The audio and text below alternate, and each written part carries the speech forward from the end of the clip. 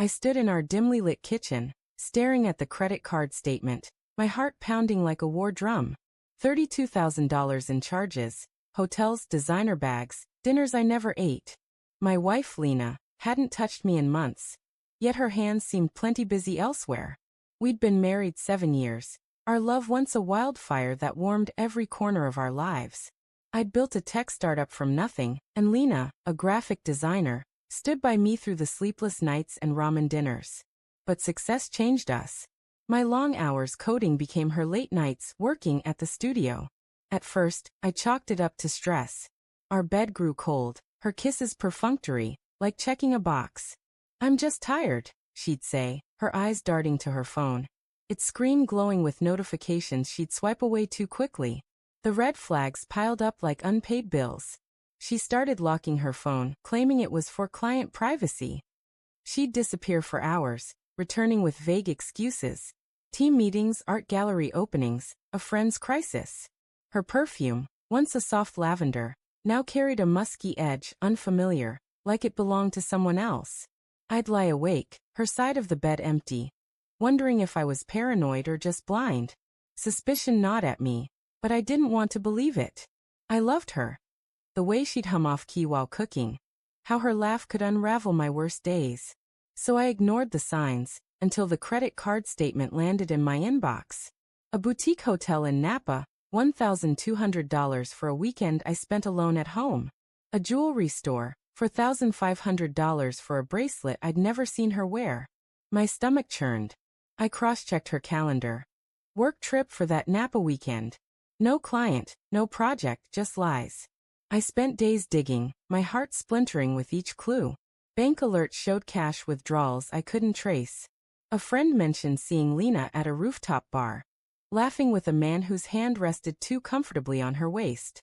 I hacked into our shared cloud, something I'd never done before, and found deleted photos. Lena radiant, her arm around a stranger in a tailored suit, their smiles too intimate, too real. My world tilted. The woman I'd vowed to love forever was a stranger. I didn't confront her right away. I needed proof, something undeniable.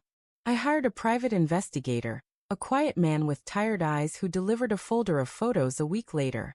Lena and this man, some finance bro named Ethan, kissing in a car, walking hand in hand through a park, checking into a hotel. Each image was a knife, carving away the trust I'd clung to. She wasn't just cheating.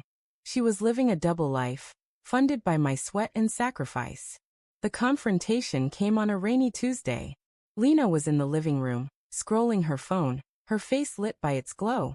I tossed the folder of photos onto the coffee table. "Explain this," I said, my voice low, trembling with rage and heartbreak. She froze, her eyes flicking to the photos, then to me. The air thickened with silence, heavy as the storm outside. "I can explain," she stammered, but her words crumbled under the weight of the evidence. "Ethan was a friend," she said, "then a client, then nothing serious." Each lie fueled my anger. "Nothing serious?" I snapped, holding up the credit card statement. "You spent my money on him. Hotels, jewelry, dinners.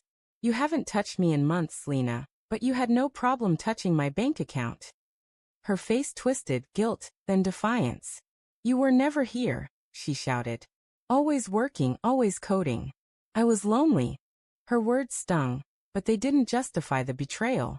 I told her I'd cut off her access to my credit card that morning. Her eyes widened, panic flashing across her face. "You can't do that," she screamed, lunging for her phone like it was her lifeline. "That's my life."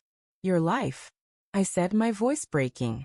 "I gave you everything, and you gave me lies." She collapsed into sobs, but they felt hollow, like a performance. I walked out, rain soaking my shirt, my heart a shattered thing. I filed for divorce the next day. Lena moved out, her belongings vanishing like her promises. The house feels empty now, but not as empty as I do.